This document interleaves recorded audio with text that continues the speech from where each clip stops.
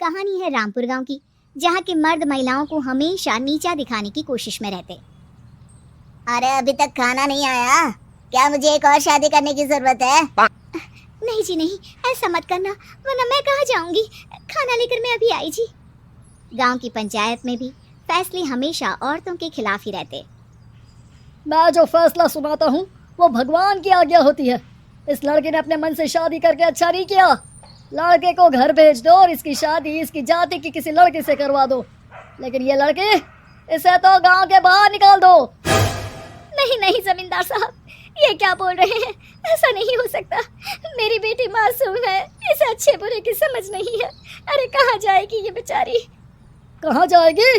इतनी चिंता है तो पूरे परिवार का गांव निकाला कर देते हैं। बेचारे पूरे बसे बसाए परिवार को गांव छोड़ना पड़ता है। चाहे जो हो, अगर बेटियों को कंट्रोल नहीं कर सकते तो गांव में रहने का कोई मतलब नहीं है। यहाँ औरतों को दब कर रहना होगा। कोई भी अपने हिसाब से कुछ नहीं कर सकता, सब ईश्वर की मर्जी से ही होगा। तभी गांव का एक आदमी दौड़ा दौड़ा आता है। सरपंच साहब, जमींदार साहब, वो कालिया है ना, उसकी बेटी पढ़ने के लिए शहर जा रही है। अच्छा, ये कब हो गया? और कालिया की हिम्मत कैसे हो गई ऐसा करने की? लेकर आओ उसे और उसकी बेटी को। बस फिर क्या था, हाजिर हो जाते हैं कालिया और उसकी बेटी सरपंच के सामने। अरे कालिया, ये क्या सुनने में आ रहा है? बेटी को इंजीनियर बना रहा है तू? और ये बता, गांव में तो स्कूल नहीं है, फिर कहाँ से इतनी क्लास पास कर गई तेरी बेटी? राधा, जो कि कालिया की बेटी है, उसे लगता है कि सरपंच उसकी तारीफ कर रहे हैं। सरपंच जी, मैंने ऑनलाइन पढ़ाई की है, डिस्टेंस लर्निंग से। सभी में मैंने अच्छे नंबर पाए हैं, जिसे देखते हुए शहर की इंजीनियरिंग कॉलेज में मुझे स्कॉलरशिप मिली है। वाह जी वाह, क्या होती है ये? पहले तो ये बताओ, फिर आगे की बात करते हैं। पूरा गांव राधा की बात सुन रहा था और राधा बोलती जा रही थी। तो ऐसे मैं फ्री में एक अच्छी शिक्षा लेकर गांव में जो कुछ परेशानियां हैं, जैसे बिजली, पानी और इंटरनेट जैसी समस्याओं के लिए काम करूंगी। मैं गांव को शहर से जोड़ने के लिए पुल का निर्माण करवाने का प्रस्ताव रखूंगी। मुझे पूरी उम्मीद है कि जल्द ही हमारा गांव भी तरक्की की राह पर चल पड़ेगा। राधा की बात सुनकर सारे गांव वाले ताली बजाने लगते हैं।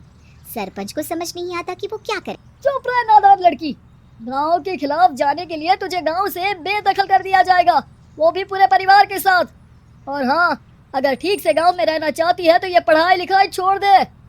हम तेरे लिए गांव का कोई होनहार लड़का देखेंगे। तभी गांव का एक आदमी बोल पड़ता है। अरे नहीं नहीं सरपंच जी, राधा बिटिया जो बता रही है, अगर वैसा हो जाए तो हम लोगों को पैसा कमाने के लिए बाहर नहीं जाना पड़ेगा। हाँ जी, और ना ही कोसों दूर पानी के लिए भटकना पड़ेगा। हमारे बच्चे भी अच्छी पढ़ाई कर सकेंगे और आगे बढ़ेंगे, ना कि हमारी तरह खेती करते बैठेंगे। क्यों गांव वालों, राधा बिटिया का साथ देना चाहिए ना। सरपंच देखता है कि गांव राधा के साथ है तो वो चुप हो जाता है। वो घर आकर अपने सलाहकार से बात करता है, जो बहुत ही चालाक किस्म का इंसान होता है। अरे सरपंच साहब, आपको बहुत ही होशियारी से काम लेना पड़ेगा।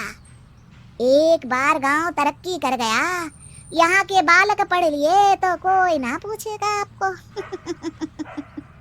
और फिर ये जो बेटा और बेटी है ना आपके, इनको भी आम लोगों की तरह ही जीवन जीना होगा। हाँ, लेकिन करे तो क्या करे?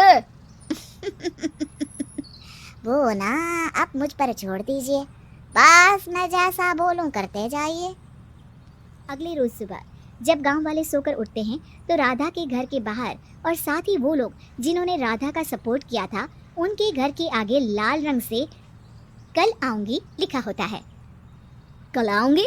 ये क्या होता है? अरे यह तो खून से लिखा है, लगता है कोई भूत प्रेत या चुड़ैल का साया है। चलो सरपंच जी के पास चलते हैं। सभी सरपंच के पास जाकर उसे सारी बात बताते हैं। और ये तो बड़ी मुश्किल की बात है। चलो, मैं एक बाबा को जानता हूँ, उन्हें बुला लेता हूँ। सरपंच बाबा को लेकर गांव के घर के बाहर जाता है। ओहो, तो ये वो चुड़ैल है जो उन लोगों को निशाना बनाते हैं जो गांव को बदलने का सपना देखते हैं।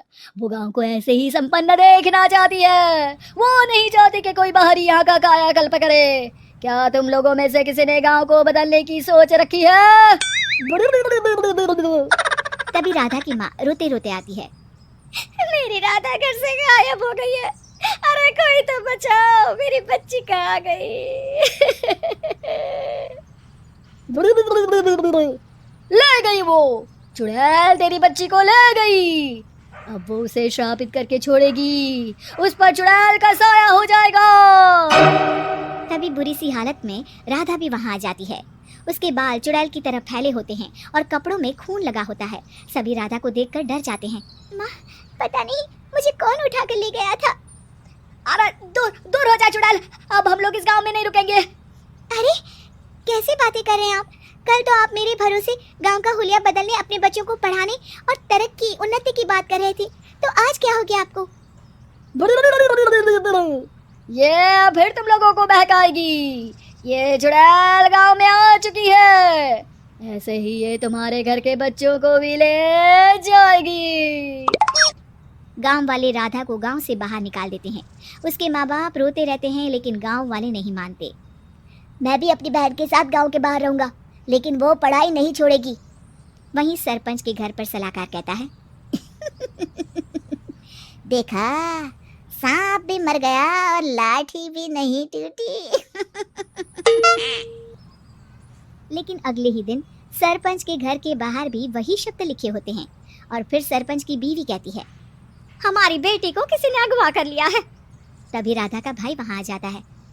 अरे गांव वालों, मैंने सरपंच जी की बेटी को देखा था, वो चुड़ैल उसे उठाकर ले जा रही थी। अरे क्या मजाक कर रहे हो? नहीं नहीं सरपंच जी, आप नहीं जानते, वो चुड़ैल अब आपकी बेटी में आ जाएगी, जैसे राधा के अंदर आ गई थी। तभी सरपंच की बेटी वैसी ही हालत में वहां आती है जैसे राधा आई थी। पापा, पता नहीं कैसे मैं गायब हो गई थी। चुड़ैल, इसके अंदर भी चुड़ैल का साया है, मारो इसे। अरे नहीं नहीं, इसे भी राधा के पास गांव के बाहर ही भेज दो। अरे चुप रहो, मेरी बेटी कहीं नहीं जाएगी और चुड़ैल वुड़ैल कुछ नहीं होता है। अरे कैसे बात कर रहे हो सरपंच जी? आप तो बोल रहे थे कि आपका फैसला भगवान का ज्ञान होता है, तो अपने पर बात आई तो अब आप ऐसे बोल रहे हैं। अरे ना ना ना, आपको अपनी बेटी को त्यागना ही होगा। अरे बुलाओ बाबा को। राधा का भाई बाबा को ले आता है, जिसे अब गांव वालों के डर के कारण सच बोलना पड़ता है। मैं कोई बाबा नहीं हूँ, मैं तो मोची था। ये सलाहकार महोदय ने मुझे कहा था एक्टिंग करने को। वो मुझे पैसे देने वाले हैं। अब मुझे माफ कर दो। गलती हो गई, मुझे माफ कर दो। तभी वहां राधा आ जाती है। देखा सरपंच जी, जब गांव के बच्चे साक्षर होंगे तो आप जैसे लोगों की चालाकी नहीं चलेगी।